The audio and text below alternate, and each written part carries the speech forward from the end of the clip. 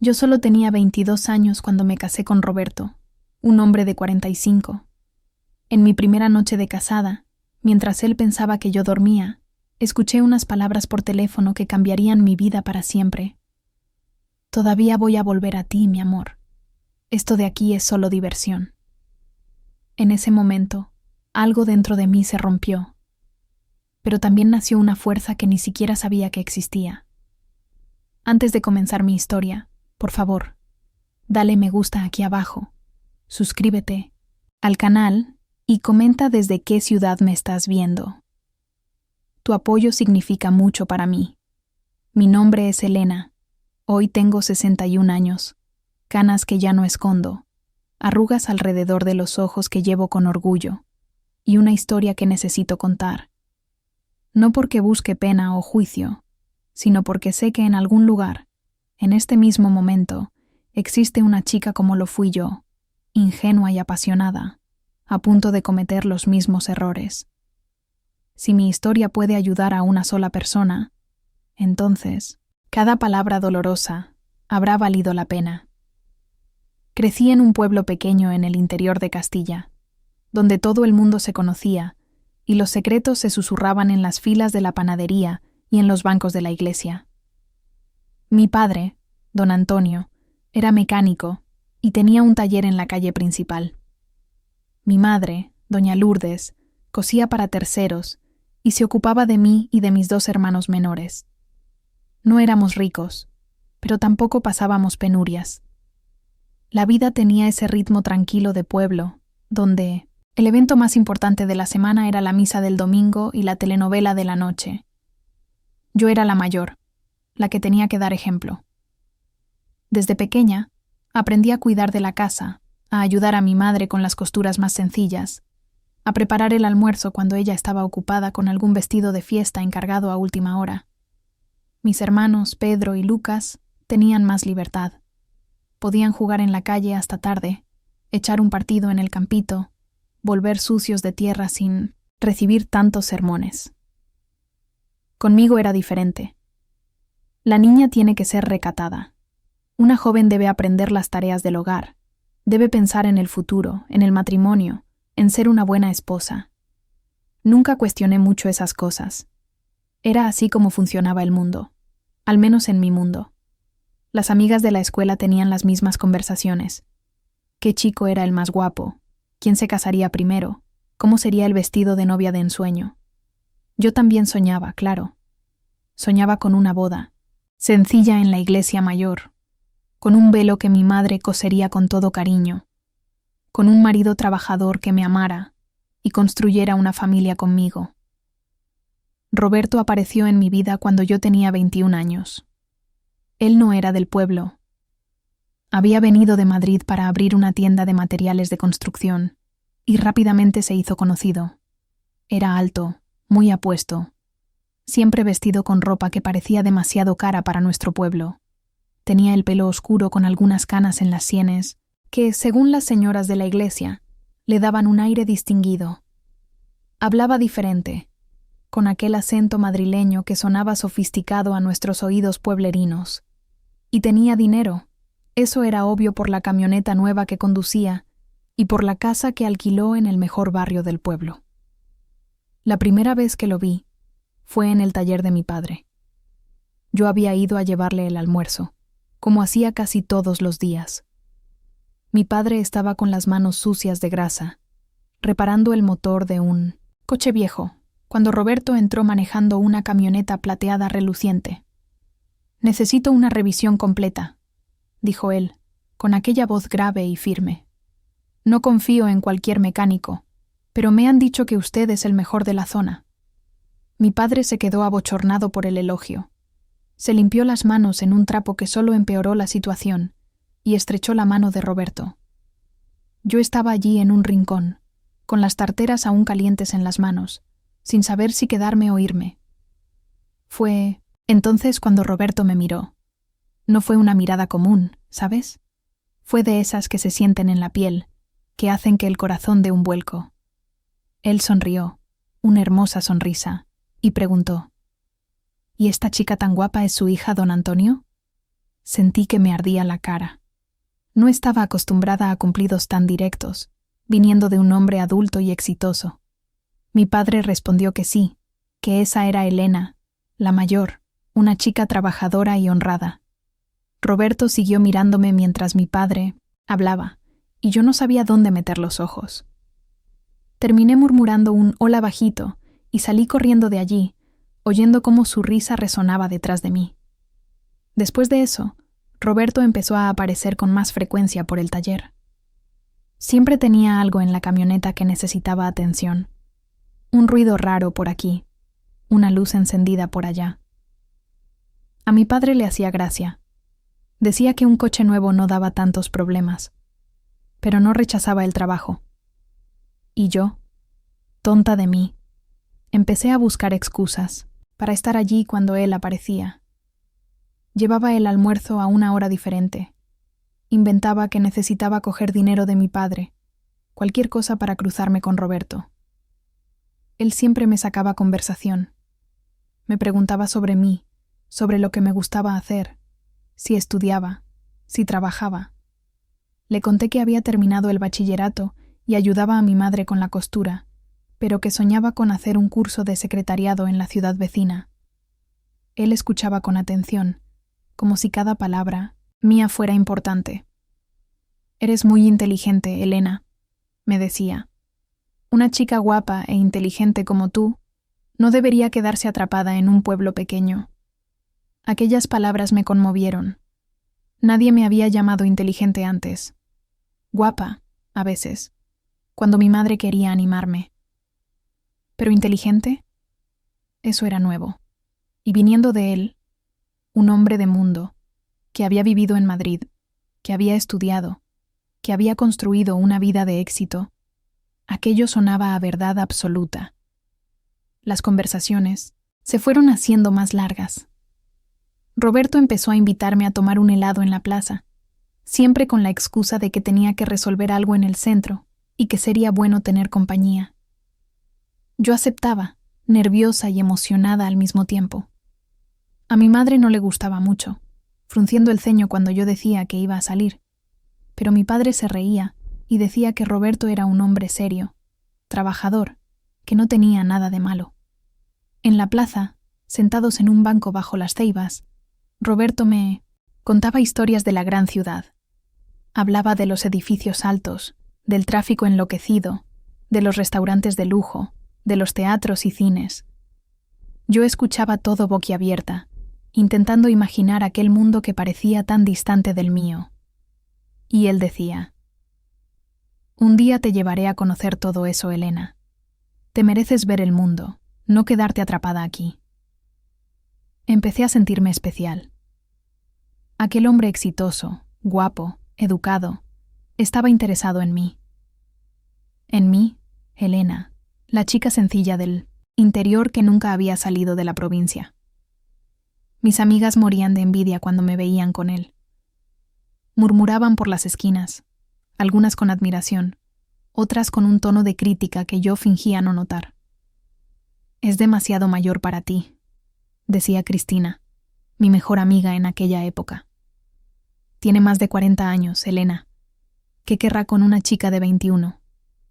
Yo me irritaba con esas conversaciones. Cristina no entendía. Nadie entendía. Roberto no era como los chicos de nuestra edad, esos inmaduros que solo pensaban en fútbol y cañas. Roberto era un hombre de verdad, que sabía lo que quería, que tenía planes, que me trataba como una mujer y no como una niña. La diferencia de edad no importaba. Al menos eso era lo que me decía a mí misma todas las noches antes de dormir. 3 meses después de nuestro primer encuentro en la plaza, Roberto me pidió que fuera su novia oficialmente. Fue un domingo, después de la misa.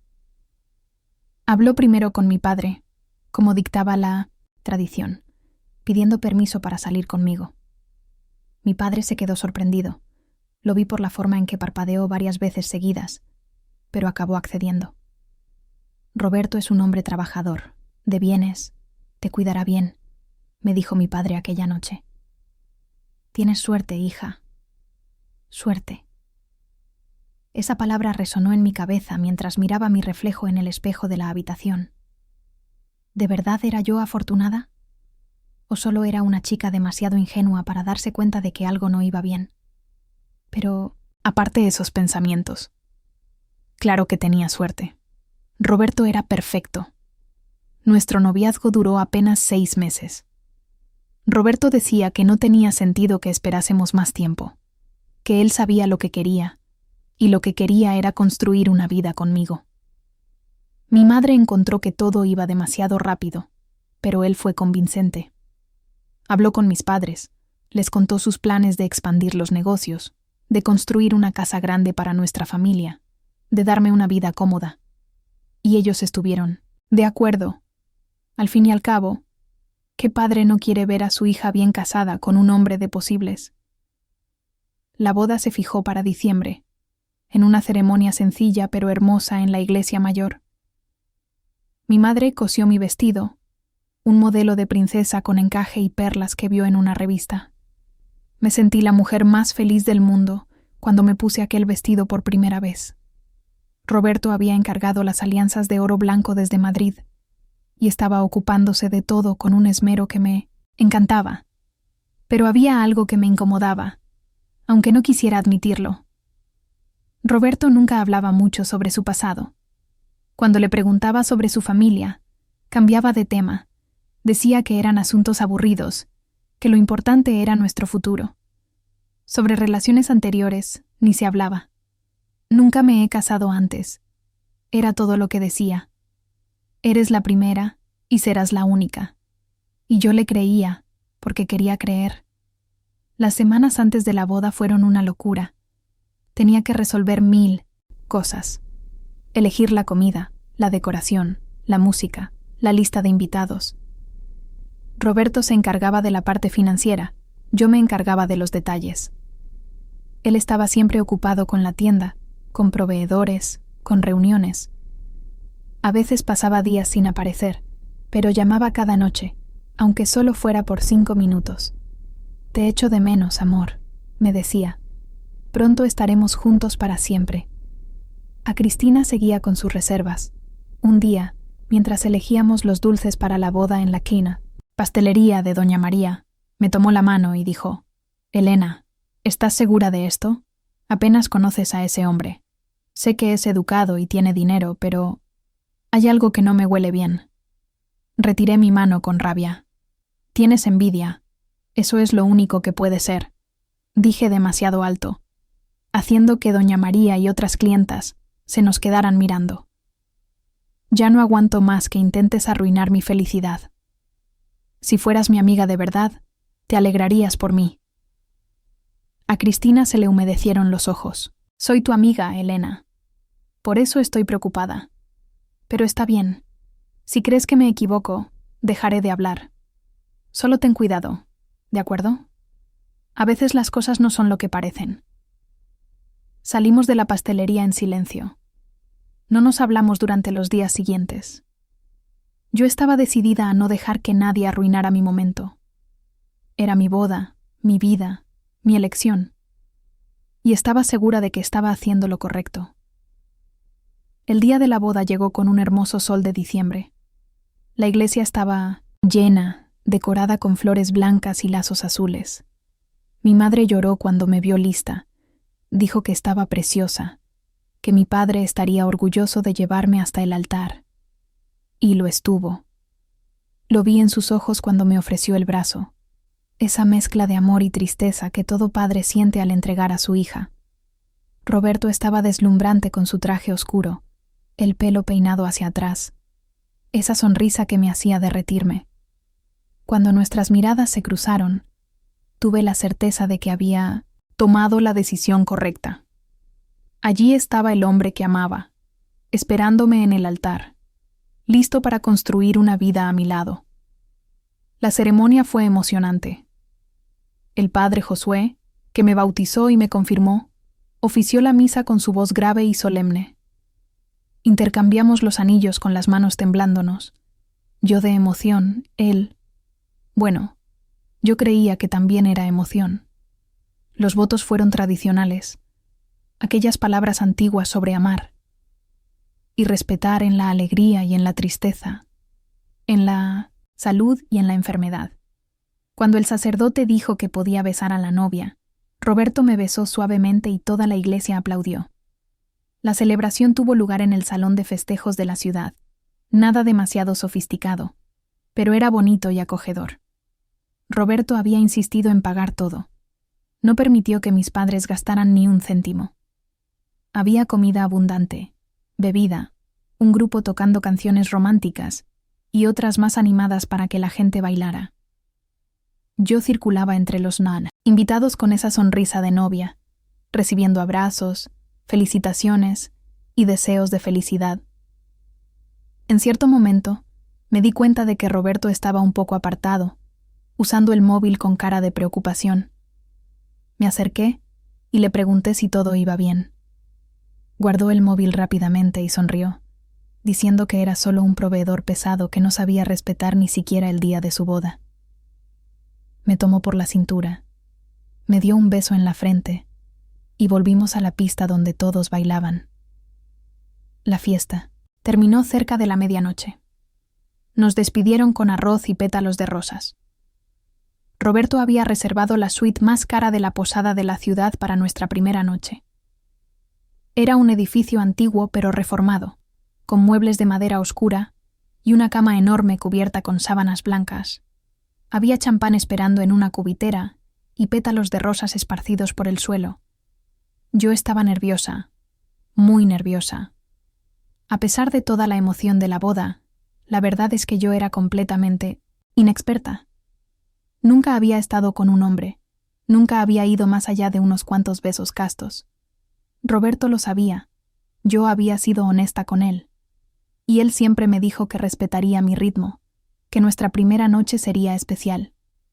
Abrió el champán, sirvió 2 copas, y brindamos por nuestro futuro. La bebida bajó caliente por mi garganta, dejándome algo mareada. Roberto se mostró cariñoso, sosteniendo mi mano, diciéndome palabras dulces. Me quité el velo, el arreglo de flores del pelo, y empecé a sentirme un poco más relajada. Fue entonces cuando sucedió algo que jamás pude imaginar. Estaba quitándome los pendientes frente al espejo cuando sonó el móvil de Roberto. Él estaba en el baño. Había dejado el aparato en la mesilla de noche. Sonó de nuevo. Y otra vez. Miré la pantalla y vi un nombre. Marcia. Con un corazón rojo al lado. Se me encogió el estómago. ¿Quién era Marcia? ¿Por qué tenía un corazón al lado de su nombre? No era de mi naturaleza fisgonear, pero algo más fuerte que yo me obligó a tomar el móvil. El mensaje en la pantalla de bloqueo decía: Amor, ¿está todo bien? Prometiste que ibas a llamar hoy. Estoy preocupada. Sentí como si el suelo se hubiera desvanecido bajo mis pies. El móvil estaba temblando en mi mano, o era mi mano la que temblaba, no lo sabía. Oí la descarga del inodoro y, por reflejo, puse el móvil de nuevo en la mesilla. Roberto salió secándose las manos con una toalla, vio mi cara y preguntó: ¿Qué pasa, amor? ¿Te has puesto pálida? Nada, mentí. Es solo el cansancio del día. Ha sido mucha emoción. Él se acercó, me abrazó por detrás mientras yo seguía frente al espejo. Entonces, vamos con calma, no hay que tener prisa. Y me besó en el cuello, de esa forma que debería haberme derretido, pero que en aquel momento solo me provocó náuseas. Conseguí controlarme. Sonreí, me giré y lo besé, intentando olvidar lo que había visto. Quizás fuera una amiga, solo una amiga. El corazón no significaba nada. La gente usaba emojis de corazón para todo hoy en día. Estaba siendo paranoica en mi día de boda. Pero entonces el móvil sonó de nuevo.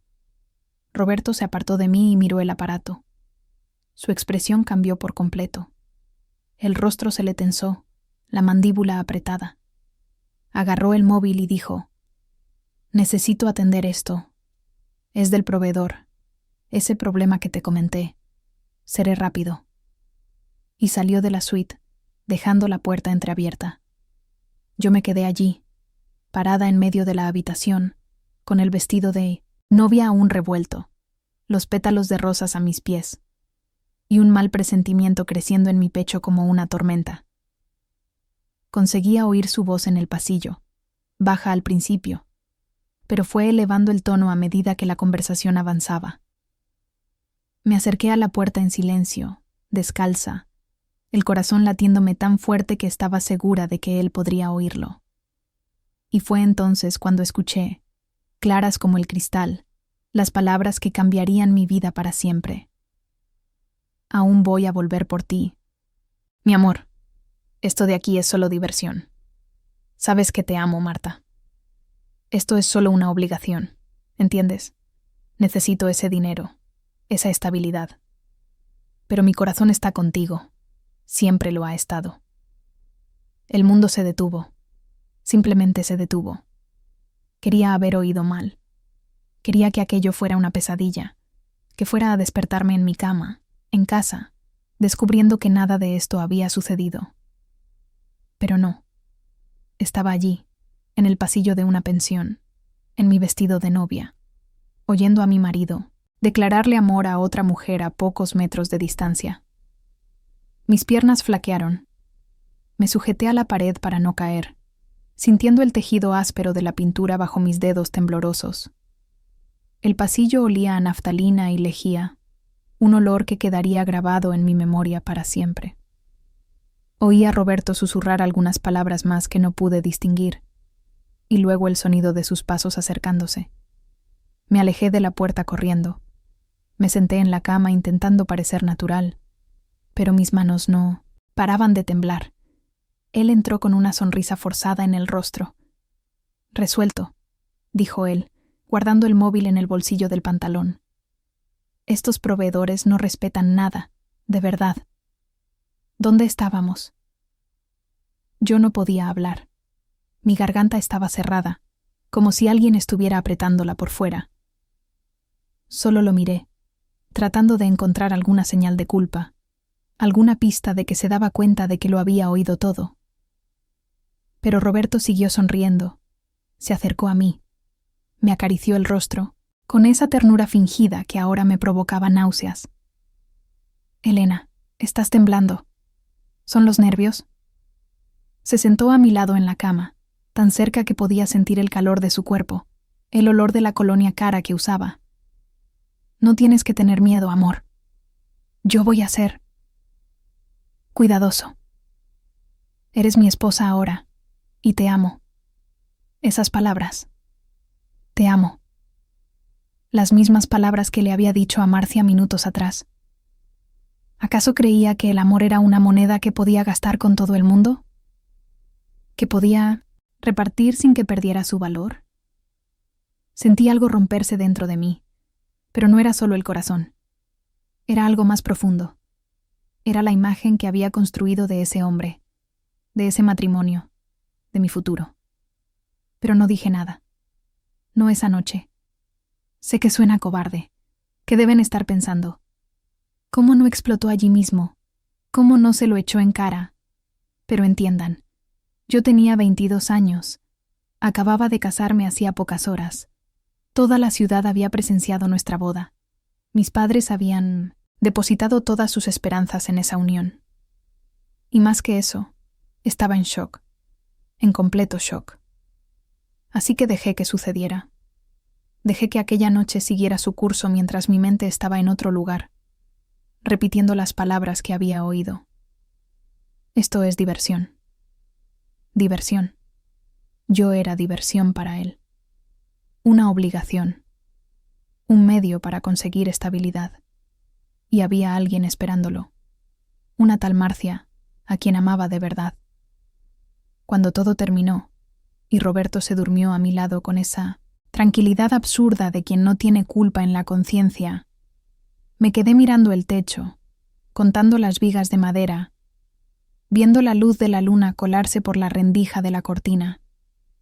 Lloré en silencio, mordiéndome el labio para no hacer ruido, sintiendo cómo las lágrimas rodaban por los rabillos de mis ojos y mojaban la almohada.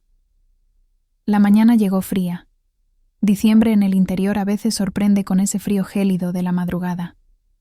Roberto se despertó de buen humor, me dio un beso en la frente y dijo que iba a ducharse. Mientras escuchaba la ducha encendida, cogí su teléfono móvil que estaba en la mesita de noche. Me temblaba tanto la mano que casi se me cae. Intenté desbloquearlo, pero tenía contraseña. Claro que tenía contraseña. Me quedé allí sujetando aquel aparato como si fuera una bomba a punto de explotar.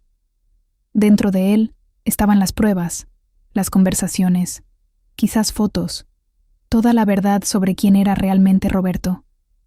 Pero yo no tenía forma de acceder. Y, cuando oí que la ducha se cerraba, volví a poner el móvil en el mismo sitio. Me acosté y fingí que seguía durmiendo. Los días siguientes fueron extraños. Regresamos a la casa que Roberto había alquilado, una construcción demasiado grande para 2 personas, con 3 dormitorios, un salón amplio y una cocina moderna. Él había amueblado todo antes de la boda, eligiendo cada detalle sin consultarme mucho. Ahora entendía por qué. Aquella no era nuestra casa, era la casa de él, donde me había colocado como una pieza de decoración. Roberto se iba a la tienda todos los días muy temprano y volvía tarde. Yo me quedaba sola en aquella casa enorme, intentando mantenerme ocupada, limpiando cosas que ya estaban limpias, cocinando comidas elaboradas que él apenas probaba. Mi madre venía a visitarme a veces, toda feliz, queriendo saber los detalles de la luna de miel que nunca ocurrió. Él no quiso viajar, dijo que tenía mucho trabajo, que lo dejaríamos para más tarde. Otra promesa vacía. Y yo mentía. Le mentía a mi madre diciéndole que todo era perfecto, que Roberto era un marido maravilloso, atento, cariñoso. Les mentía a mis amigas cuando me llamaban queriendo saber de la vida de casada. Me mentía incluso a mí misma, intentando convencerme de que había imaginado aquella conversación, que quizás Marcia solo fuera una ex, alguien que todavía no había superado la ruptura. Pero entonces empecé a notar cosas. Pequeñas cosas que antes habría ignorado, pero que ahora cobraban un significado completamente diferente. Roberto pasaba horas encerrado en el despacho hablando por teléfono. Cuando yo entraba, él colgaba rápidamente y decía que era trabajo. El móvil vivía boca abajo y se lo llevaba incluso al baño. A veces salía de madrugada diciendo que tenía un problema en la tienda, una entrega que había llegado fuera de horario, un proveedor que estaba causando problema. Empecé a prestar más atención. Empecé a observar a aquel hombre con él, que me había casado como si fuera un extraño. Y me di cuenta de que era exactamente eso lo que era, un extraño. No lo conocía de verdad. No sabía de dónde venía. No sabía quiénes eran sus amigos, su familia. Todo lo que sabía era lo que él me había contado, y ahora dudaba de cada palabra. Una tarde, unas 3 semanas después de la boda, decidí investigar. Esperé a que Roberto saliera a la tienda y fui a su despacho. El corazón me latía desbocado, las manos me sudaban frío. Nunca había sido del tipo que hurga en las cosas de los demás, pero aquello me estaba consumiendo por dentro. Necesitaba saber la verdad. El despacho tenía un escritorio de madera oscura, un ordenador, varias carpetas organizadas. Empecé por los cajones, documentos de la tienda, contratos, facturas, nada personal. Intenté encender el ordenador, pero también tenía contraseña. Roberto era cuidadoso, muy cuidadoso. Casi me doy por vencida cuando vi una carpeta de cuero medio escondida detrás de los libros en la estantería. Saqué la carpeta con cuidado, como si fuera algo prohibido. Y lo era. Dentro había documentos que hicieron que mi mundo se derrumbara por completo. Una escritura de un piso en Barcelona, a nombre de Roberto y Marta Conesa. Fotos de ellos juntos, sonrientes, abrazados frente a una playa. Y cartas. Varias cartas escritas a mano por ella, hablando de amor, de cuánto le echaba de menos, de planes para el futuro. Me senté en el suelo del despacho. aún sujetando aquellos papeles, sintiendo la áspera alfombra bajo mis piernas. Las cartas eran recientes. La más antigua era de hacía 6 meses, cuando Roberto ya estaba viviendo en mi ciudad, ya me conocía. Una de ellas decía: «Amor, sé que tienes que hacer esto por nosotros, por nuestro futuro. Pero vuelve pronto, porque la casa está vacía sin ti. Te amo hasta el infinito, por nosotros, por nuestro futuro». Así que todo estaba planeado. Roberto no había venido al interior para empezar una nueva vida. Había venido para dar un golpe, para casarse con una chica ingenua de familia sencilla, estabilizar los negocios y después volver a su vida real en Madrid. Y yo, tonta de mí, había sido la candidata perfecta. No sé cuánto tiempo estuve sentada en el suelo, releyendo esas cartas, mirando esas fotos. Había una en la que estaban en una fiesta de Nochevieja, ella con un vestido plateado largo, él de traje blanco, los dos brindando con champán. En el reverso estaba escrito: Nochevieja 2023, nuestro primer año juntos de muchos que vendrán. Dios mío, llevaban juntos más de 1 año, cuando Roberto me pidió que fuéramos novios. Oí el ruido de la camioneta entrando en el garaje. Mi cuerpo entero se heló. Había vuelto antes. Me levanté de un salto. Guardé todo de nuevo en la carpeta. Lo coloqué en la estantería exactamente como estaba. Salí de la oficina y corrí a la cocina. Fingí que estaba preparando la cena. Cuando Roberto entró, yo estaba allí picando cebolla. Las lágrimas que caían por mi rostro podían confundirse fácilmente con el escozor de la cebolla. «Llegué más temprano hoy», dijo él, dándome un beso rápido en la mejilla. «Pensé en darte una sorpresa. ¿Cenamos fuera?» Yo no quería. Quería echárselo todo en cara allí mismo. Quería gritar, romper cosas, expulsar a ese mentiroso de mi vida. Pero de nuevo esa parálisis se apoderó de mí. Ese miedo. Esa duda sobre qué hacer, a dónde ir, cómo explicarles a mis padres que el matrimonio perfecto era una farsa completa. Así que sonreí. Una vez más, sonreí y mentí. Qué buena sorpresa, amor. Voy a cambiarme de ropa. Fuimos a cenar a un restaurante de la ciudad. Roberto estuvo especialmente atento esa noche. Me cogió la mano sobre la mesa, pidió mi plato favorito, contó historias graciosas intentando hacerme reír. Y lo peor de todo es que era bueno en eso. Era un gran actor. Si no hubiera sabido la verdad, habría creído que ese hombre me amaba de verdad. De camino a casa, conducía tarareando una canción en la radio, completamente tranquilo. Yo miraba por la ventana, viendo pasar las luces de la ciudad, aquellas calles que conocía desde niña, y me sentía completamente perdida. ¿Cómo había llegado hasta allí? ¿Cómo había dejado que mi vida se convirtiera en aquella mentira? Esa noche, acostada en la cama a su lado, tomé una decisión. No podía seguir así, viviendo en esa farsa, fingiendo que todo estaba bien. Pero tampoco podía explotar sin más, sin un plan. Necesitaba pruebas concretas. Necesitaba saber exactamente a qué me enfrentaba. Tenía que ser inteligente. Empecé a prestar atención a todo. Cada movimiento de Roberto, cada llamada, cada salida extraña. Lo anotaba todo en una pequeña libreta que escondí en el fondo del armario, entre la ropa de invierno que sabía que él nunca tocaba. Roberto viaja a Madrid el día 15. Roberto recibe una llamada a las 23 y sale de casa. Roberto se pone nervioso cuando menciono a su familia. También empecé a hacer preguntas sutiles, casuales, que parecían conversaciones normales de pareja. Cariño, ¿tu familia no quiere conocernos? ¿Cuándo vamos a visitar a tu madre? Él siempre tenía una excusa. Mi madre está enferma, mejor no molestar ahora. Mis hermanos viven lejos. Es complicado. Más mentiras. Siempre más mentiras. 3 semanas después de haber encontrado aquella carpeta, Roberto anunció que necesitaba hacer un viaje de negocios a Madrid. Sería solo un fin de semana, dijo. Resolvería unos problemas con proveedores y volvería el lunes. Yo fingí normalidad. Dije que no pasaba nada, que estaría bien sola. Pero por dentro lo sabía. No iba a resolver problemas de negocios. Iba a los brazos de Marcia. El viernes por la mañana, cuando se marchó, me besó la frente y dijo: «Te voy a echar de menos, cariño.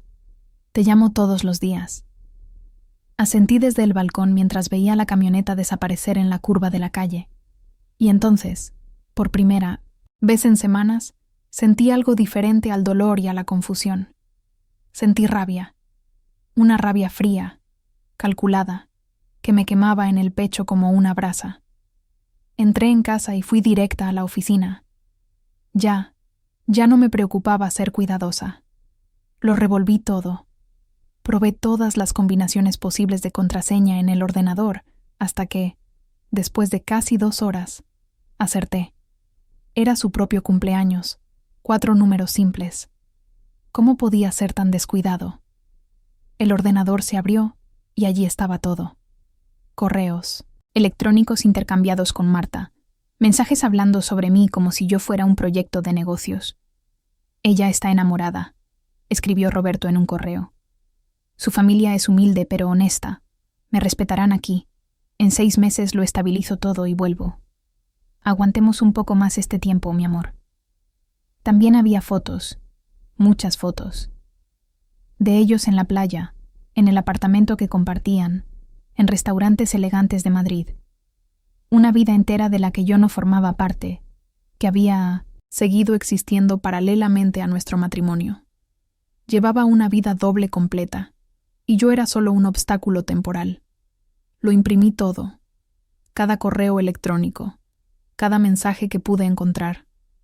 La impresora trabajaba sin parar mientras yo caminaba de un lado a otro en la oficina, mordiéndome las uñas, con el corazón acelerado.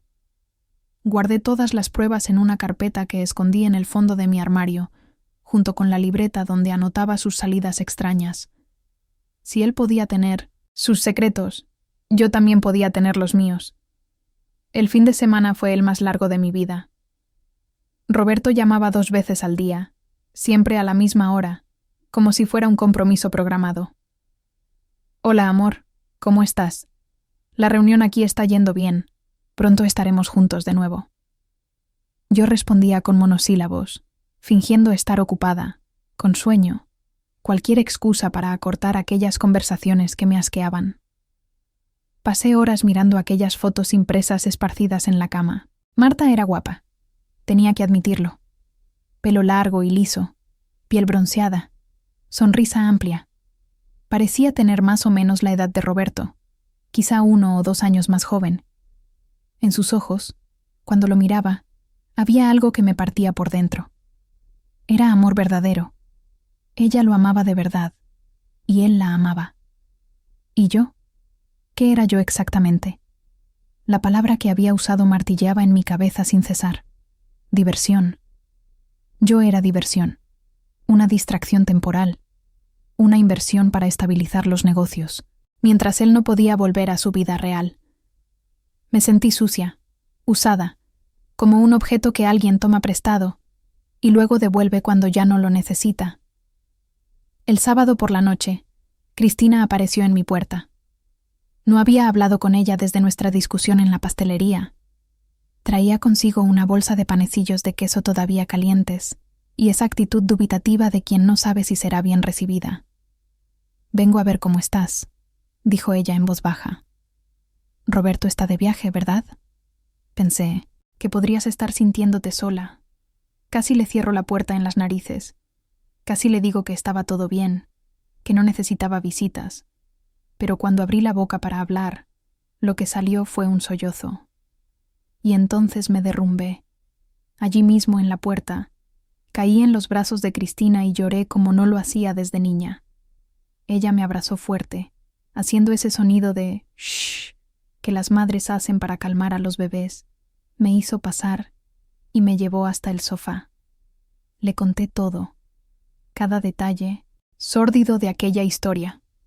La llamada en la noche de bodas, los descubrimientos en la oficina, las fotos, los correos electrónicos, la doble vida de Roberto. Cristina escuchaba en silencio, el rostro poniéndose cada vez más rojo de la rabia. Cuando terminé, me tomó ambas manos y dijo: «Yo sabía que algo andaba mal. Lo sabía, Helena. Perdona no haber insistido más. Perdona haber dejado que te casaras con ese desgraciado. No es culpa tuya», dije, limpiándome la cara con el dorso de la mano. «De todas formas, no te habría escuchado. Estaba ciega, enamorada de la idea que tenía de él, no de la persona real. Quería tanto salir de la vida común, ser especial para alguien, que no vi las banderas rojas que me estaban gritando en la cara». Cristina se quedó conmigo hasta tarde esa noche. Comimos los panecillos de queso, preparamos café, hablamos de todo. Ella quería que yo confrontara Roberto. Tan pronto como regresara, quería que fuera a la comisaría, que se lo contara a mis padres. Pero pedí tiempo. Necesitaba pensar bien cómo hacer aquello. Necesitaba tener un plan. Roberto regresó el lunes por la noche, cansado del viaje, oliendo a un perfume distinto. No era su perfume. Probablemente era el de ella, el de Marcia, impregnado en su ropa tras un fin de semana entero juntos. Me abrazó en la puerta y me obligué a corresponderle, incluso sintiendo náuseas por aquel olor. Los días siguientes fueron una tortura silenciosa. Yo seguía haciendo todo como antes, cocinando, limpiando, sonriendo cuando era necesario. Pero por dentro estaba planeando. Me despertaba de madrugada, mientras él dormía, y me ponía a pensar en todas las posibilidades. El divorcio era la respuesta obvia, pero no era tan sencillo. Mis padres se quedarían destrozados. La ciudad entera iba a comentar. Y yo sería la pobre víctima, la fracasada que no supo mantener su matrimonio. Además, estaba la cuestión financiera. Yo no trabajaba, no tenía dinero propio. Todo era de Roberto. La casa, los muebles, hasta la ropa que me compraba. Si simplemente me iba, volvería a casa de mis padres sin nada, derrotada, demostrando que todos los que dudaron de nuestro matrimonio tenían razón. Empecé a observar los negocios de Roberto con más atención. La tienda de materiales de construcción aparentemente iba bien. Siempre estaba recibiendo llamadas de clientes, haciendo presupuestos, negociando con proveedores. Pero había algo que no cuadraba. Se pasaba la vida diciendo que necesitaba estabilizar las finanzas, pero gastaba dinero como si le sobrase. La camioneta nueva, la ropa cara, las cenas, los viajes constantes a Madrid.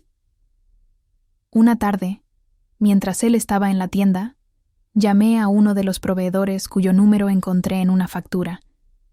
Me presenté como la esposa de Roberto y dije que estaba organizando sus documentos, que necesitaba confirmar algunas cifras. El hombre fue amable. Me dio toda la información que le pedí. Y fue entonces cuando noté algo extraño.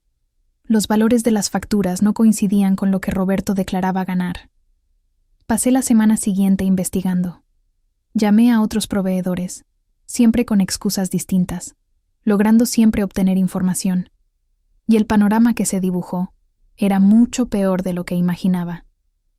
Roberto estaba desviando dinero de la tienda. Compraba mercancía por un precio, declaraba otro, y se embolsaba la diferencia. No era mucho, pero a lo largo de los meses debía sumar una cantidad considerable. Ahora todo tenía sentido. Él no había venido al interior solo para esconderse con Marcia. Había venido porque tenía problemas financieros en Madrid, probablemente debía dinero, y necesitaba un lugar para empezar de nuevo y hacer dinero rápido. Y yo, tonta y enamorada, había sido el puente perfecto para eso. Fui quedándome cada vez más callada, más distante. Roberto empezó a notarlo. «Estás rara, Helena», me dijo una noche mientras cenábamos. ¿Pasa algo? Apenas me hablas. Estoy cansada. Mentí. No me siento bien. Creo que es gripe. Él aceptó la explicación, aliviado de no tener que lidiar con un problema conyugal. Se ofreció a llamar a un médico, a comprar medicinas, cualquier cosa para que yo mejorara. Siempre tan atento cuando le resultaba conveniente.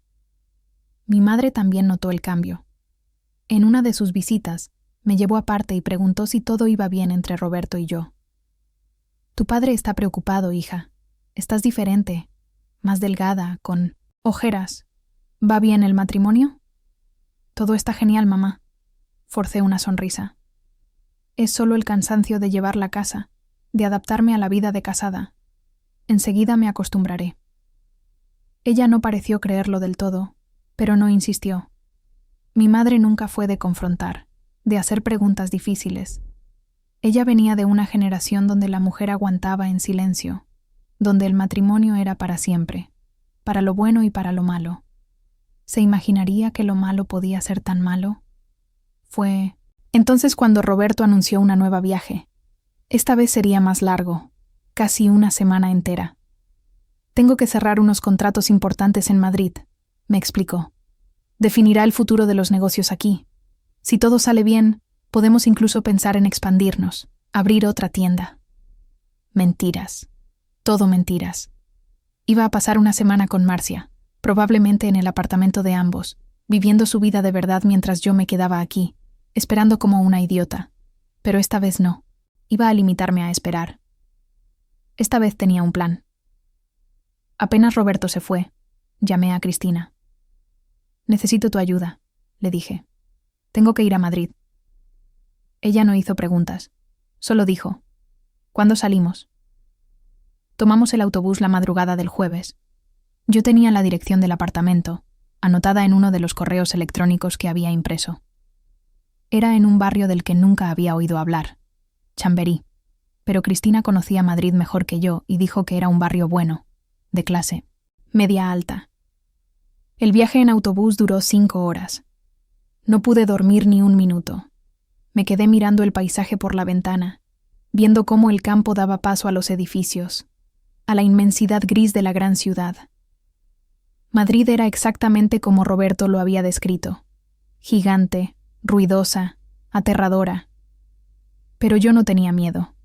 Estaba determinada. Llegamos a la estación sur de autobuses alrededor de las 10 de la mañana. Tomamos un taxi hasta la dirección. El edificio era bonito, bien cuidado, con portero y todo. Nos quedamos al otro lado de la calle, debajo de un árbol, solo observando. No estaba segura de qué esperaba ver, pero necesitaba verlo con mis propios ojos. Y entonces, alrededor del mediodía, salieron. Roberto y Marcia, de la mano, riéndose de algo que él había dicho. Ella estaba preciosa, con un vestido ligero de verano, gafas de sol grandes, esa actitud de quien pertenece a ese lugar. Y él estaba diferente, más ligero, más feliz, más genuino de lo que jamás lo había visto. Con ella, Roberto era una versión verdadera de sí mismo.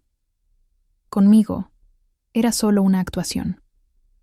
Los seguimos a distancia. Entraron en un restaurante elegante. Se sentaron en una mesa cerca de la ventana. Yo podía verlos desde fuera, conversando animadamente, él tomándole la mano sobre la mesa, los dos pareciendo una pareja de enamorados cualquiera, porque eso era exactamente lo que eran, una pareja de verdad, y el matrimonio falso era el mío. Volví a casa aquella misma noche. No los confronté. No llamé a la puerta del apartamento. No monté una escena. Simplemente regresé. Cristina intentó convencerme de hacer algo, de al menos tomar fotos como prueba, pero le dije que no era necesario. Había visto suficiente. Tenía las pruebas que necesitaba, no solo documentales, sino emocionales. Sabía, con absoluta certeza, que mi matrimonio era una mentira completa. Cuando Roberto regresó el domingo, me encontró sentada en el salón, esperando. Tenía las fotos, impresas esparcidas en la mesa de centro, las copias de los correos electrónicos, todo bien organizado.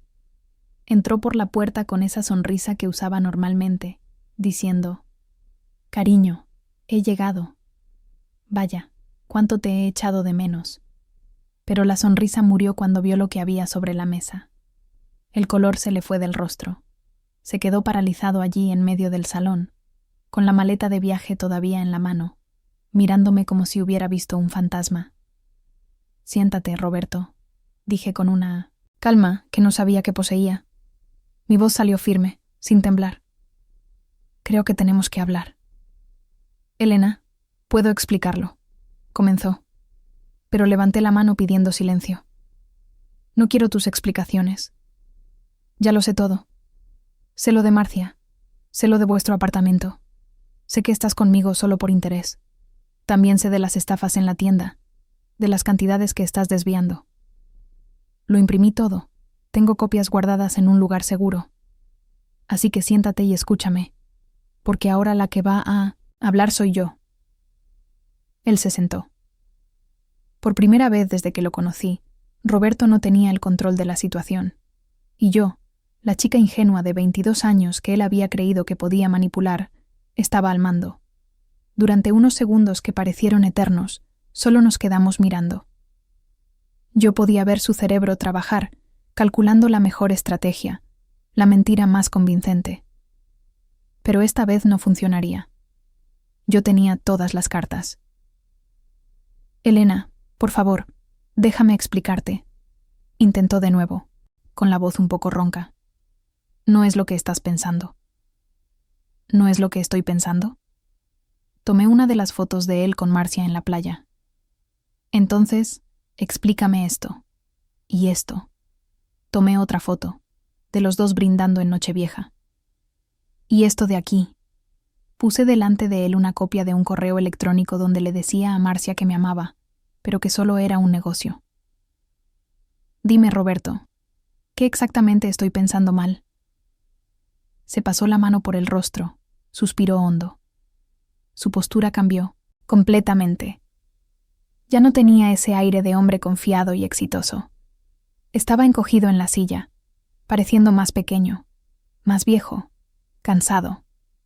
«Tenía deudas, Elena», comenzó, evitando mirarme a los ojos. «Muchas deudas en Barcelona. Hice inversiones equivocadas. Confié en las personas incorrectas. Estaba a punto de perderlo todo, hasta el apartamento. Marcia y yo llevábamos 2 años juntos cuando todo se vino abajo». «Continúa», dije secamente cruzando los brazos. «La idea fue suya. Ella dijo que yo debería ir a la provincia. Empezar un negocio nuevo lejos de Barcelona, donde nadie me conociera. Estabilizarme económicamente y luego volver. Pero solo iba a ser difícil. Necesitaría de credibilidad. La gente de los pueblos confía en hombres casados, en familias establecidas. Así que decidiste casarte conmigo». Completé la frase con un sabor amargo en la boca. «Encontraste a una chica ingenua, de familia sencilla, que se derretiría con tus historias de la gran ciudad. Yo era la candidata perfecta para tu estafa».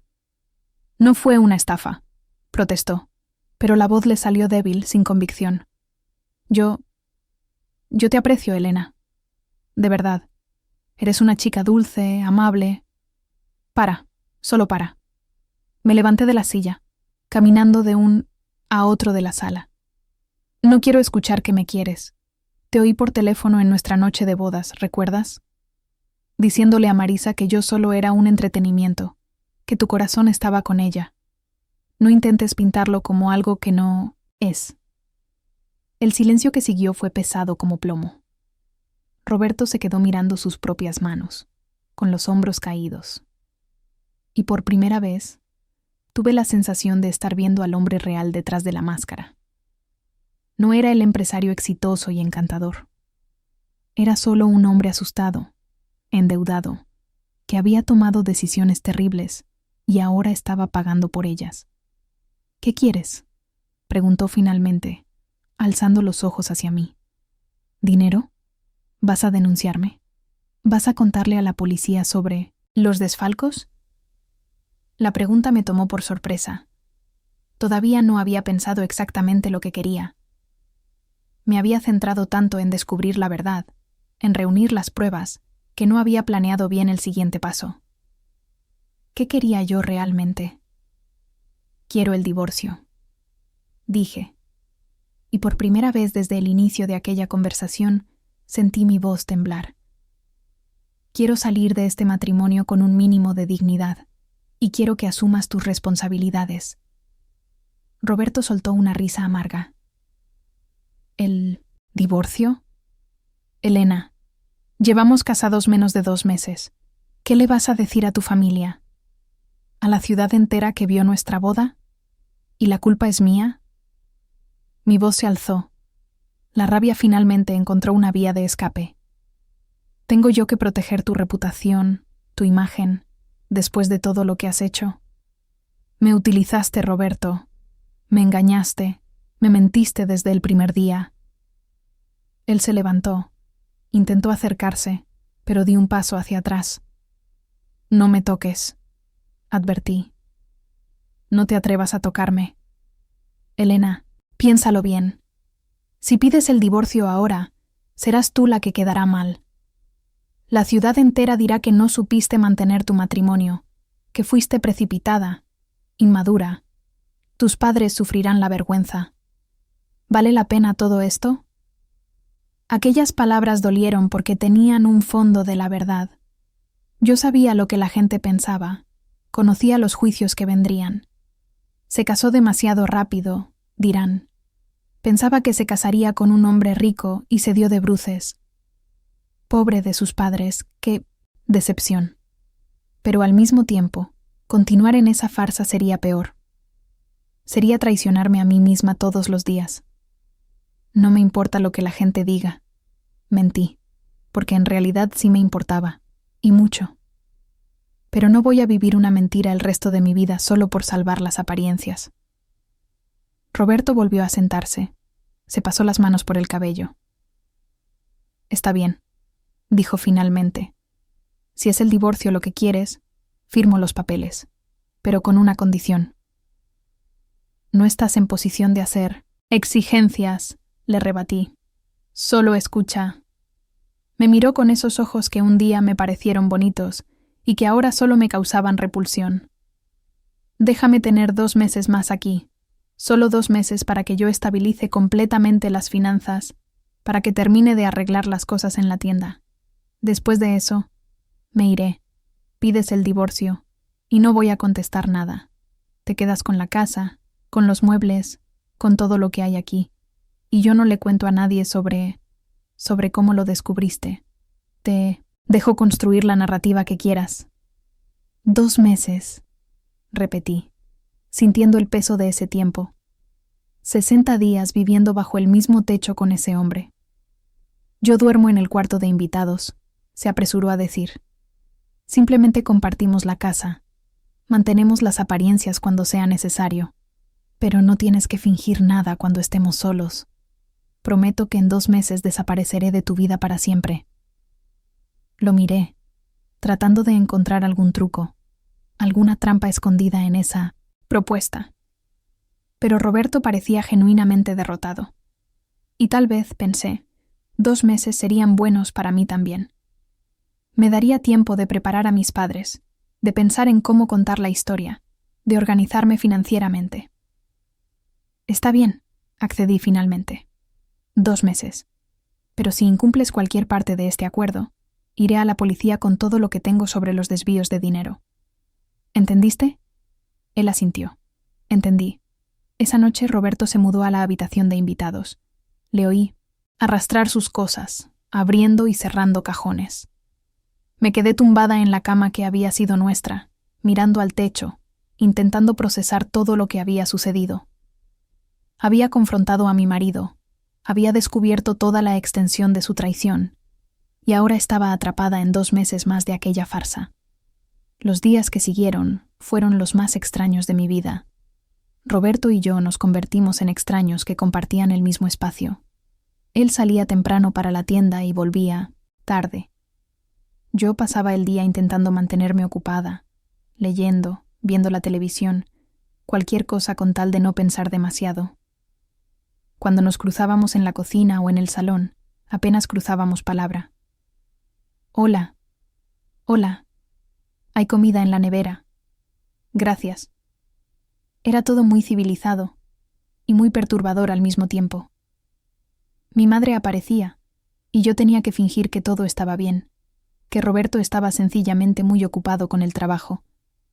Cada mentira que le contaba me hacía sentir peor. Cristina era mi única válvula de escape.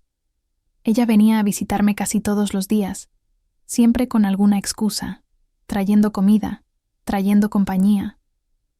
Nos sentábamos en la terraza y hablábamos de todo menos de Roberto. Me contaba cotilleos de la ciudad, me hacía reír con historias tontas, me recordaba que existía vida más allá de aquella situación. «Estás siendo muy fuerte, Elena», me dijo una de esas tardes. «No sé si yo sería capaz de soportar lo que tú estás soportando». «No es fuerza, Chris», le dije, mirando el cielo que empezaba a oscurecer. «Es supervivencia. Solo estoy sobreviviendo hasta que esto termine».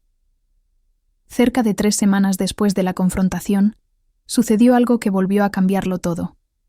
Yo estaba en la cocina preparando el desayuno cuando oí un golpe fuerte en la puerta. Roberto había salido más temprano, así que fui a abrir. Eran 2 hombres de traje, con cara de pocos amigos. «¿Es usted Elena, esposa de Roberto Ferreira?», preguntó uno de ellos, mientras mostraba una placa. «Soy yo», respondí, con el corazón comenzando a palpitar. «¿Qué pasó?». «Necesitamos hablar con usted». «¿Podemos pasar?». Les dejé entrar, con las manos frías y sudorosas. Nos sentamos en el salón, en los mismos lugares donde había confrontado a Roberto semanas atrás.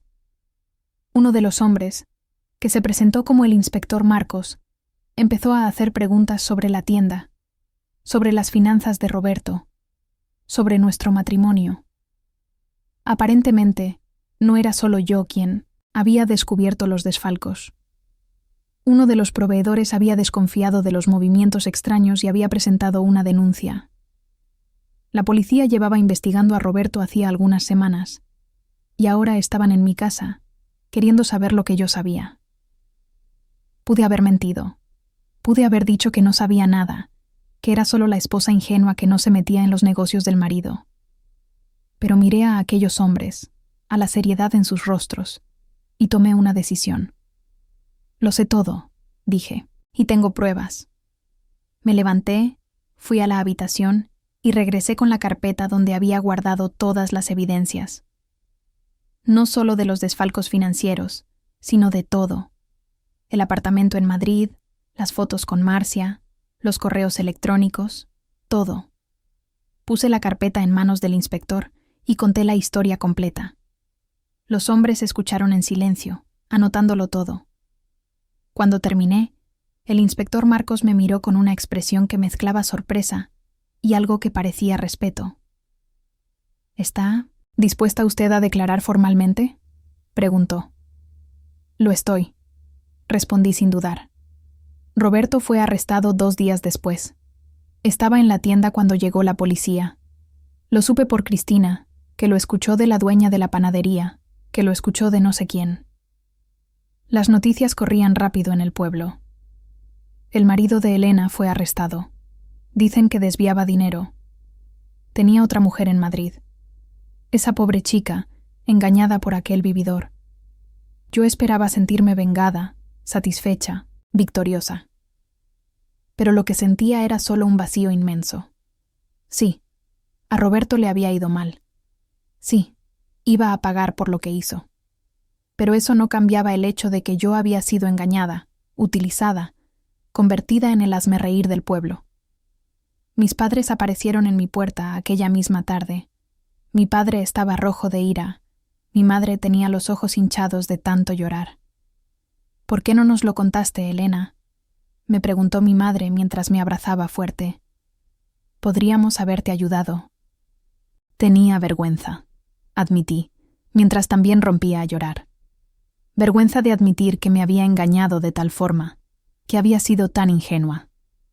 Mi padre me atrajo hacia un abrazo también, algo que rara vez hacía. La culpa no es tuya, hija. Este hombre era un criminal, un estafador. Nos engañó no solo a ti, sino a todos nosotros. Pero sus palabras, por más cariñosas que fueran, no quitaban el peso que yo sentía en el pecho. Porque en el fondo, una parte de mí todavía se culpaba. Se culpaba por no haber visto las señales, por no haber hecho las preguntas correctas, por haber estado tan desesperada por salir de la vida ordinaria que había aceptado cualquier cosa. Los meses que siguieron al encarcelamiento de Roberto fueron los más difíciles de mi vida. No por su ausencia, esa fue de hecho un alivio, sino por el peso del juicio constante, de las miradas de lástima, de los susurros que seguían mis pasos por la ciudad. Me convertí en la chica que fue engañada, la pobre, la ingenua que se dejó llevar por promesas vacías. Cada ida al mercado era una tortura silenciosa. La gente era demasiado educada, demasiado amable, como si yo fuera de cristal y pudiera romperme en cualquier momento. El proceso judicial se arrastró durante casi un año. Roberto fue condenado por estafa y apropiación indebida. 3 años de prisión, que probablemente se reducirían a la mitad por buen comportamiento. Marcia apareció en algunas de las audiencias, siempre sentada al fondo, con gafas de sol, evitando mirarme. Descubrí que ella no sabía todos los detalles del plan de Roberto. Ella sabía que él había venido al interior a hacer negocios, pero no sabía que se había casado. Cuando lo supo, rompió con él. Al menos eso era lo que decían. El divorcio fue concedido. Rápidamente, considerando las circunstancias. Me quedé con la casa, tal como Roberto había prometido, pero acabé vendiéndola. Ya no podía vivir allí, en ese espacio lleno de recuerdos amargos y promesas rotas. Con el dinero de la venta, ayudé a mis padres a saldar algunas deudas y guardé el resto. Pensé en irme de la ciudad, empezar de nuevo en algún lugar donde nadie me conociera, pero me di cuenta de que estaba huyendo otra vez, dejando que el miedo y la vergüenza dictaran mis decisiones. Así que me quedé. Levanté la cabeza y me quedé. Empecé a trabajar en el taller de mi padre, ayudando con la parte administrativa. Descubrí que tenía facilidad para los números, para la organización, para tratar con clientes. 6 meses después, estaba gestionando el taller completamente, implementando mejoras, expandiendo la clientela. Mi padre me miraba con orgullo, diciendo que yo tenía su espíritu emprendedor. Cristina nunca me dejó sola. Estuvo allí en cada momento difícil, recordándome que yo era más que aquel error, más que aquella historia. Ella me presentó a un grupo de mujeres de la iglesia que se reunía cada martes para hacer artesanía y conversar. Al principio, iba solo por compromiso, pero pronto descubrí que aquellas mujeres tenían sus propias historias de superación, sus propias batallas silenciosas. Señora Concepción, una mujer de 70 años, había estado casada con un alcohólico que dilapidó toda la herencia familiar. Juana, una mujer de 40 y tantos, había escapado de un matrimonio abusivo con 3 hijos pequeños. María Eduarda, que tenía mi edad, lo había perdido todo en una estafa financiera. Cada una de ellas se había reconstruido, ladrillo a ladrillo, día tras día. Con el tiempo, empecé a comprender que mi historia no me definía. Era solo una parte de mí, un capítulo doloroso, pero no el libro entero. Volví a estudiar. Hice un curso técnico de administración por Internet. Saqué el carné de conducir, algo que nunca había hecho porque Roberto siempre decía que me llevaría a donde yo necesitara. Aprendí a cocinar platos nuevos, no porque tuviera que impresionar a nadie, sino porque me gustaba. 3 años después de aquel matrimonio desastroso, abrí mi propia empresa, una pequeña gestoría especializada en ayudar a comerciantes locales a organizar sus finanzas. Utilicé todo lo que había aprendido de aquella mala experiencia. Sabía exactamente qué trampas fiscales buscar y qué señales de mala gestión observar. Mis clientes confiaban en mí precisamente a causa de mi historia, Conocía las dos caras de la moneda. Roberto salió de prisión después de 1 año y medio. Oí decir que regresó a Barcelona. Intentó reconstruir su vida allí. No sé si volvió con Marcia o si ella había seguido adelante. No me importaba. Ese capítulo estaba definitivamente cerrado para mí. Encontré el amor de nuevo a los 28 años. No fue el romance de cuento de hadas que había imaginado a los 22. Fue algo más maduro, más real. Daniel era viudo, tenía una hija de 6 años y trabajaba como profesor en la escuela municipal. Nos conocimos en una reunión de la Asociación de Comerciantes, donde yo presentaba consejos de gestión financiera y él hablaba sobre la importancia de invertir en educación. Él conocía mi historia, todo el mundo en la ciudad la sabía, pero cuando me invitó a tomar un café, no fue con pena ni intentando salvarme. Fue porque había encontrado interesante mi charla, porque quería conocer a la mujer determinada que había transformado la tragedia en aprendizaje. Nuestra relación creció despacio, sin prisa, sin promesas vacías, sin ilusiones de perfección. Me presentó a su hija, Julia, después de 3 meses de noviazgo. Ella era tímida, todavía lidiando con la pérdida de su madre, pero poco a poco fuimos construyendo una relación de afecto y respeto. Me casé de nuevo a los 30 años. Esta vez fue diferente en todos los aspectos. La ceremonia fue pequeña, solo la familia cercana y amigos verdaderos. Usé un vestido sencillo, sin velo, sin toda aquella parafernalia que había montado antes. Y fue perfecto, precisamente por ser simple, verdadero, sin máscaras. Hoy, a mis 61 años, miro hacia atrás y veo cuánto he crecido. No solo sobreviví a aquella experiencia traumática, sino que me transformé a través de ella.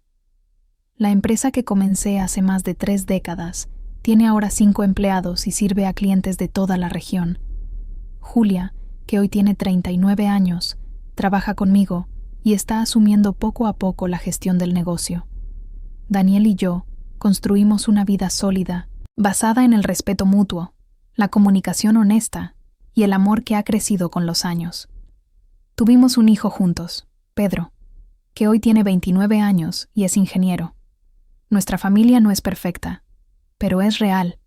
Todavía vivo en la misma ciudad donde todo ocurrió. La gente ya no me ve como la chica que fue engañada.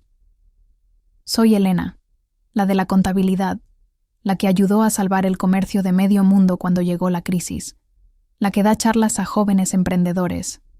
Pero no lo he olvidado, y no quiero olvidarlo. Aquella experiencia, por muy dolorosa que fuera, me enseñó lecciones que llevo conmigo hasta hoy. Me enseñó a cuestionar, a no aceptar las cosas por la superficie, a valorar más la sustancia que la apariencia. Me enseñó que es posible volver a empezar, incluso cuando parece que el mundo se ha acabado. A veces, cuando veo a una chica joven, con ese brillo en los ojos de quien está enamorada de alguien mayor, más experimentado, que le promete el mundo, siento un nudo en el estómago. Quisiera sacudirla, contarle mi historia, hacerle ver las señales. Pero sé que cada uno necesita recorrer su propio camino, cometer sus propios errores, aprender sus propias lecciones. Lo que puedo hacer es estar aquí, compartiendo mi historia, con la esperanza de que alguien, en algún lugar, escuche y se lo piense 2 veces. Que cuestione las promesas que parecen demasiado buenas para ser verdad. Que no tenga miedo de investigar, de hacer preguntas difíciles, de confiar en sus propios instintos cuando algo no parece correcto. La vida me enseñó que no existe príncipe azul viniendo a salvarnos. La salvación, cuando es necesaria, viene de dentro. Viene de la valentía de mirar a la verdad, incluso cuando duele. Viene de la fuerza de levantarse después de la caída, incluso cuando los huesos duelen y el corazón está hecho pedazos. Yo era aquella chica de 22 años, ingenua y soñadora, que creyó en las palabras equivocadas. Hoy soy una mujer de 61, canas que llevo con orgullo, arrugas que cuentan historias de lágrimas y sonrisas, de derrotas y victorias. Y si pudiera volver atrás en el tiempo, no cambiaría nada. Porque aquella niña necesitó pasar por todo aquello para convertirse en la mujer que soy hoy. Mi historia no es única. Sé que existen miles de otras Helenas por ahí, viviendo sus propias versiones de este dolor. A cada una de ustedes les digo, lo vas a superar. Va a doler. Va a parecer imposible, pero lo vas a superar. Y al otro lado de este dolor, existe una versión más fuerte, más sabia, más completa de ti misma esperando para emerger. El error no fue amar. El error no fue confiar. El error fue perderse en el proceso, olvidar el propio valor, aceptar migajas cuando merecía un banquete. Pero hasta los errores nos enseñan. Y las cicatrices que llevo hoy no son recordatorios de mi debilidad, sino de mi capacidad de sobrevivir, de reconstruirme, de seguir adelante. Esta es mi historia. Gracias por escucharme hasta el final.